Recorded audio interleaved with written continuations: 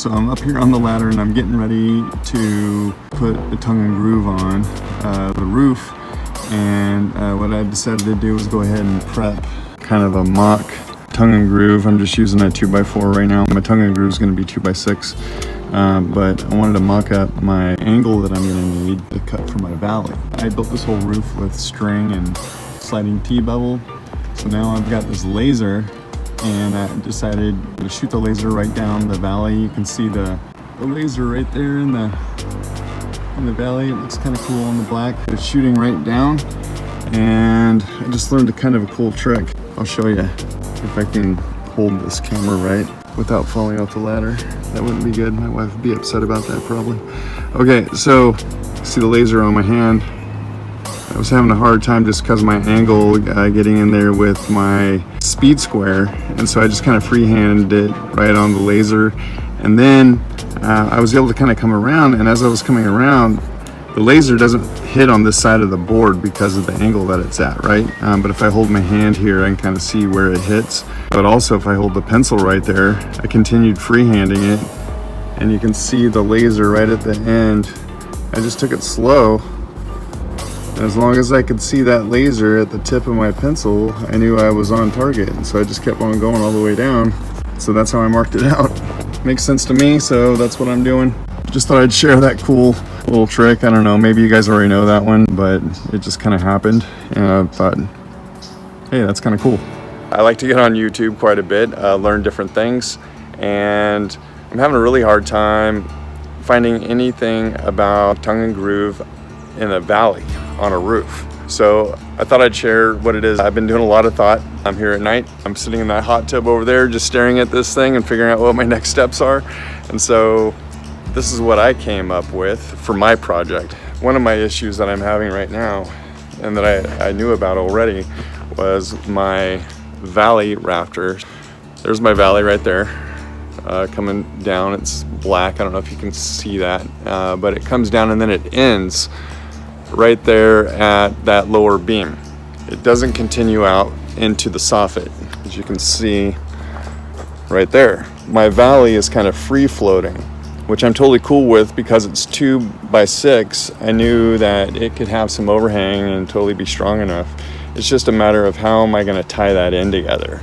I thought about biscuit joining, a few other different things, maybe doing some molding on the bottom, but I want it to look really clean and just kind of come together. And so what I've decided to do, simplest thing, is maybe just do a nailer up on top and then join those two together. Also, got my line snapped right now up on top, so it follows the valley. Getting ready to cut that. It's going to be a compound miter. I'm going to do it with the skill saw in place. Wish me luck.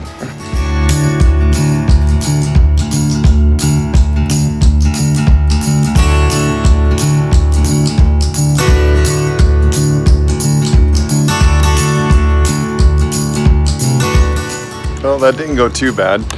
If you saw, I was kind of messing around with the saw a little bit because the saw was riding up on this other rafter, so I kind of had to free cut it on the first part. I just left the saw with no angle, just left it coming straight down, and then it rode on both of these. I brought my compound miter straight down, which I wanted this to be plumb, so I dropped a string to mark it.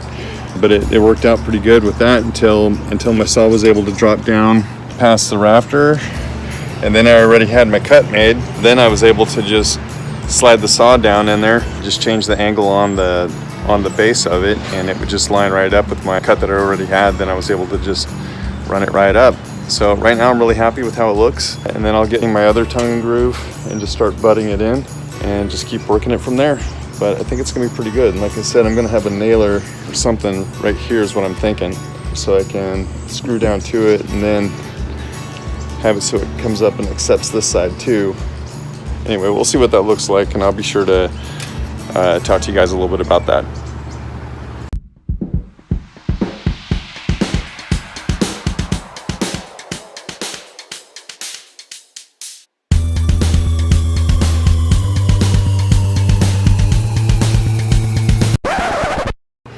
I am so exhausted. That's as far as I've got in 2 days. It's not all just putting the planking up there, but just getting my angles right, getting it set, kind of working on that floating valley. took a while. But then what really took it out of me was just walking on that roof. I know there are steeper roofs, but it's pretty steep, especially now in the morning. It didn't rain last night, but I'm really glad I put tarps down on everything. You can kind of see in the background, there's a lot of fog. It's like it rained. I mean, you can just see all the water on the tarp. And so the tongue and groove up there is kind of wet, which is not real good. I want to get that ice and water shield barrier up there as soon as possible. But there's no actual rain in the forecast for a little while, so feeling good about that. And I put the chicken board, I think is what the roofers call it, that 2x4 up there, kind of helped brace myself a little bit while I was working. The more I was thinking about it, I'm going to switch arms here. Tired, my arm's getting tired.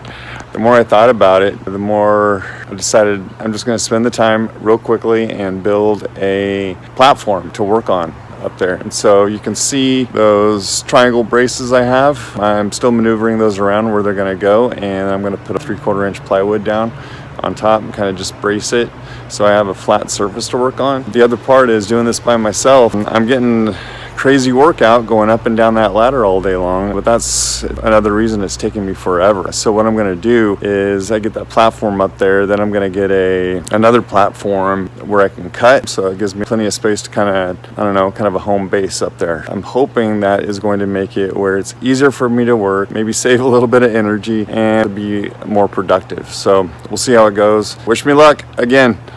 All right, take it easy.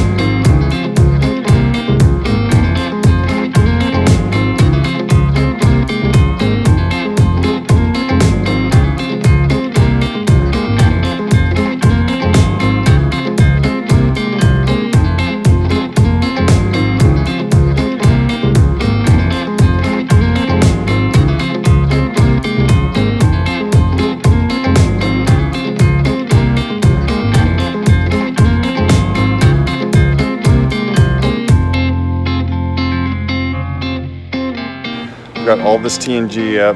I lifted every single one of those boards up one by one. Still not done. As you can see, I've still got some of the boards hanging off over here and a couple other spots. And so my plan is to get up there, cut it where it needs to be cut, finish up the top ridge, chaps there and all that, and just get all the TNG completed. Then get the ice and water shield on, which I have some rolls sitting right there. The forecast has been calling for rain tomorrow, but the weather decided not to listen to the forecast apparently, and so the forecast changed this morning, and off in the distance, I don't know how well you can tell, probably can't, but anyway, it's looking a little dark. So I've got a tarp up there on the roof right now on the other side. I'm gonna roll it out just as a plan B, so I have it for backup, but I really wanted to get that ice and water shield on today, finish and button this thing up, but Mother Nature, right? Just got her own mind, I guess. As you can see, I got the roof inboards cut off there. My head's extra shiny today as well. You can see that, it matches the roof. I got extra lucky yesterday because it did not rain. I was trying to get the ice and water shield up on the roof. Sorry, instead of looking at the camera, I'm looking at the picture in there, looking at my own roof.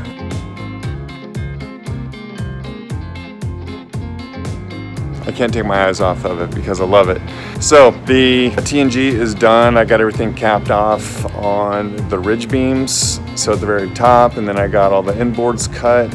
Again, I'll say that again. I freehanded that, just cutting the, snapping a line and then cutting those angles. I was trying to get the ice and water shield barrier on yesterday, but just like how everything on this project has been going, everything takes longer, especially just one person. So I am prepped and ready to go. I'm so excited to finally seal this thing up. All I got to do is knock the chicken boards off, blow off some of the pine needles, and I can start sealing this baby up. I've been waiting to get to this point for quite a while so I can breathe.